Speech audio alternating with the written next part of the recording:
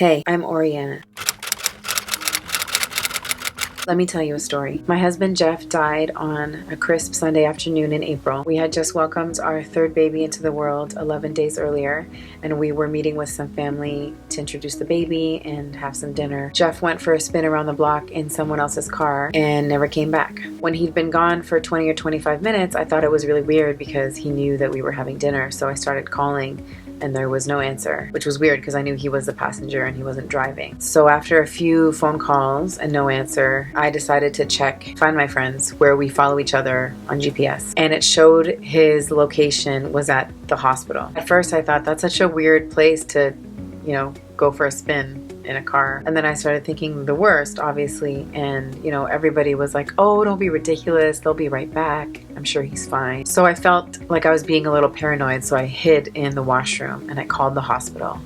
And I said, hey, this might sound really crazy, but can you tell me if anyone by this name was admitted recently? And they put me on hold for what felt like an eternity. And the emergency room doctor came on and he said, you need to get here right away. Frankly, we're just trying to keep him alive. And my whole body went numb. And I grabbed the baby who was sleeping in the car seat and I left my two older kids with my family who was there and went to the hospital. 3 minutes off the driveway, I saw police tape and police cars. And I looked down the street and I could see a crash site. And I got out of the car and I went to talk to the officer who was there. And I said, is that one car or two? And he said, that's one car broken in half. And I said, I think my husband was in that car. And he said, you need to get to the hospital. I got to the hospital and I waited, and there were some really nice police officers there supporting me and answering my questions, but they couldn't tell me anything about Jeff because we just had to wait for the medical team to finish whatever they were doing and come talk to me. So I called all my immediate family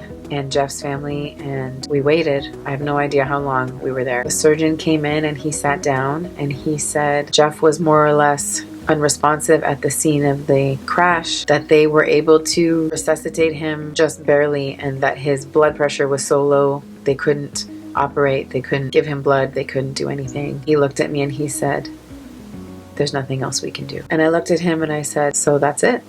And he said, that's it. And I didn't cry. And I just kind of sat there and I was totally numb. And I didn't want to end the conversation with the doctor because I felt like if I ended that conversation, that would make this horrible thing real. And if I just kept him sitting there, it hadn't happened yet. And after a few minutes, I just looked at him and I said, okay. After the hospital, I had to go pick up my big kids. And I knew I wasn't going to tell them that night what had happened because I had no idea how to do it.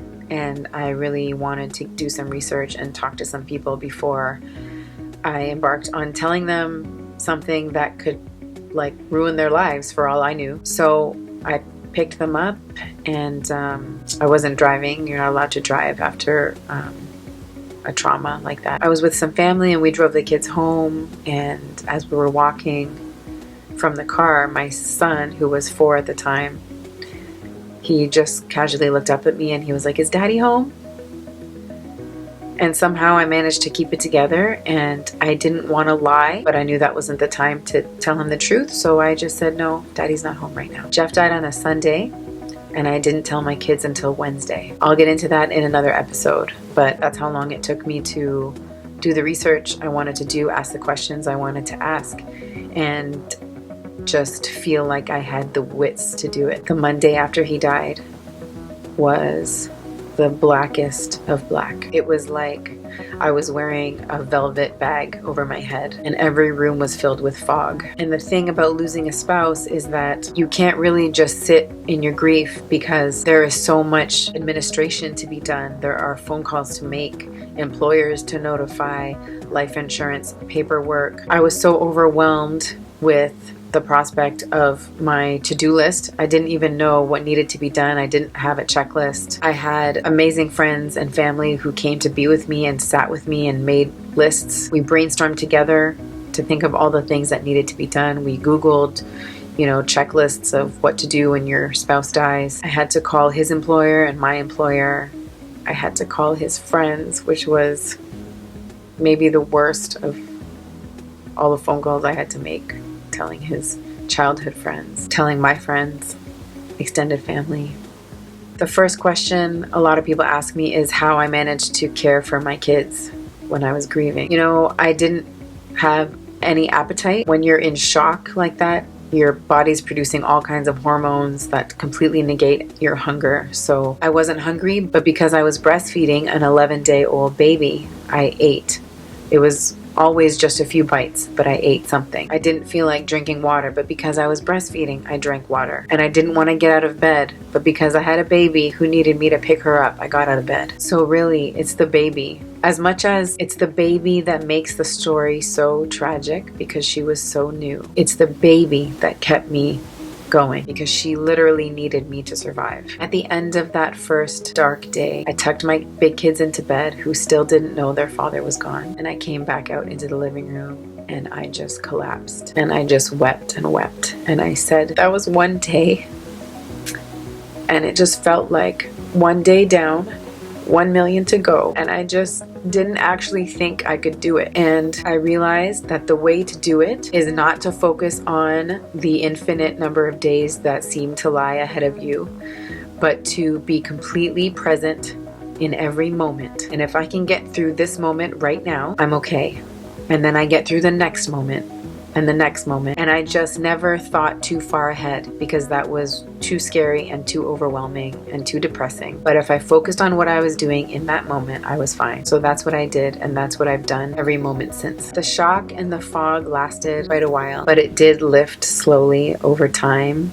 Maybe a few weeks. It took a few weeks for me to get my appetite back. It took a few weeks after that for food to have taste. Eventually the numbness wore off and I started to feel more in touch with my grief, which was more acutely painful, but also good because when you're in shock, you're not really processing anything properly because you're just so numb. So when the shock wears off, the pain is sharper, but it allows you to face it if you can. And when you face it, that's how you start to heal. I could feel myself healing so slowly. Like I could feel a scab forming. I'm so lucky and so grateful to have a very unique kind of support from my friends and my family. There were 20 people over at my house every day for weeks, just coming and going, bringing food, doing my laundry, taking my kids out to play, making phone calls for me, making appointments for me, doing paperwork for me, doing research, feeding me, like cleaning my house, just everything. I have a friend who bathed my baby for me. Every little task to me felt so overwhelming. So having people there to do those things for me saved my life. So if you're someone who is supporting someone who lost a spouse, just keep being there. Don't ask them what they need because that puts the onus on them to think about it and make a decision. Those are resources that are not available to them while they're grieving so heavily in the beginning. Just pick something that you think would be helpful and just do it. Just show up with food. Just go there and do the laundry. Just show up and take their kid to the park. Just pick something. Anything. That's all they need. We've all heard about the stages of grief, and the denial stage is so real. Even weeks in, I would still sometimes think to myself, like, where is he? Like, why isn't he here? Where did he go? And it just felt like he was late. It just felt like he was gonna walk through the door.